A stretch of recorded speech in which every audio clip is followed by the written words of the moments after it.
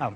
All right, they are getting ready. The stand-ins have really been enjoying themselves getting ready for the debate. There's a little shot, and yep, they look just as good as the candidates will tomorrow night. Live in Tuscaloosa, Alabama, our coverage continues on NewsNation Now ahead of the 4th Republican debate on this very network tomorrow night. Let's bring back Sean Spicer, who's been kind enough to help us out with our coverage throughout, host of the Sean Spicer Show and a NewsNation contributor. Ronna McDaniel just left. The chair of the party was here.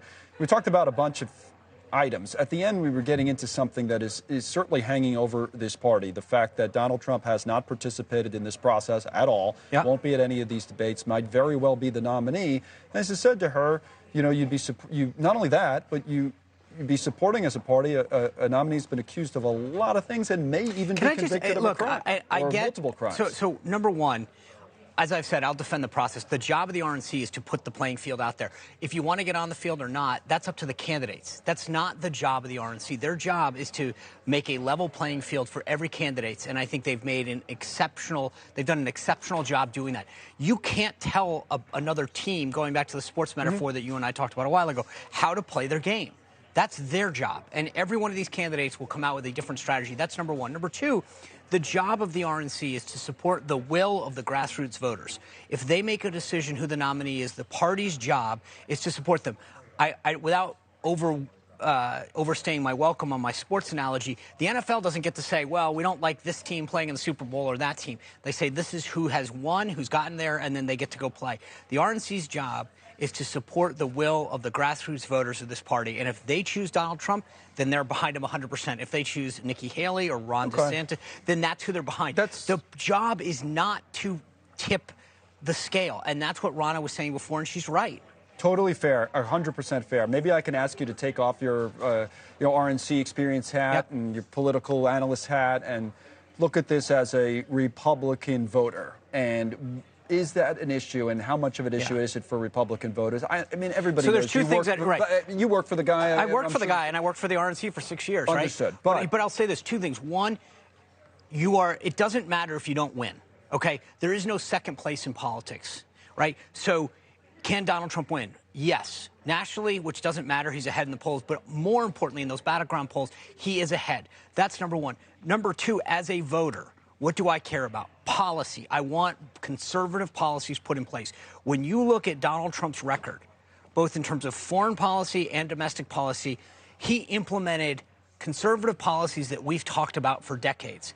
So as a social and fiscal conservative, I'm proud of his tax cuts. I'm proud of him standing up for life. I'm proud of the Supreme Court nominees. And then internationally, we look stronger. You think about this. Russia wasn't involved in annexing the land for the first time in how long? And it happened during a Trump administration. So when you compare and contrast the Republican policies of the last 40 years with the Democratic policies of the last 3 years, I think it's a no-brainer. I'll bring up one other issue before we go. Ronna said you get all the questions here on News Nation about this, right? You know, Liz Cheney's book is out. I think it's out today. And I know that people in the party have a feeling about Liz Cheney in the Republican Party. It's fine. But she was a Republican for many years. She was a conservative Republican for many years and voted with Donald Trump, what is it? She says 90% of the time when she was in Congress.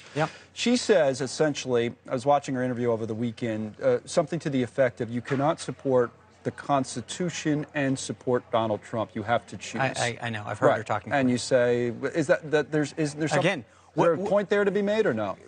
I would ask her what part of the Constitution. Again, Donald Trump, you know, it's a great talking point is what I'd say, right? But at the end of the day, the system works. Joe Biden took the oath of office. He became the president of the United States. Donald Trump exhausted. He fought against that tooth and nail and fought. And to this day, he says he still won. Okay, that's fine. But he didn't win. But at the end of the day, he exercised his free speech, which is available under the Constitution. He exercised his ability for redress under the court system, allowed under the Constitution. He stepped aside when when Congress certified the election. You may not like how he did it and some of the tactics and some of the words, but at the end of the day, the Constitution is intact. There was one issue that came up, it's unrelated to this, that I think is kind of funny.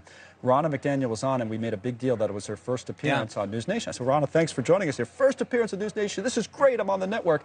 As soon as she got done, someone said to her, no, you've been on News Nation before. You were on Blake Bourbon's show. Well, you know, I think the thing is that if you're not on with a good Irishman, Connell, it doesn't count. And so I appreciate, look, I'm going to go I'm going to go sit down with Blake in a little while on the Hill, and I'll console him. I didn't want to say Blake was forgettable, but I'm sure.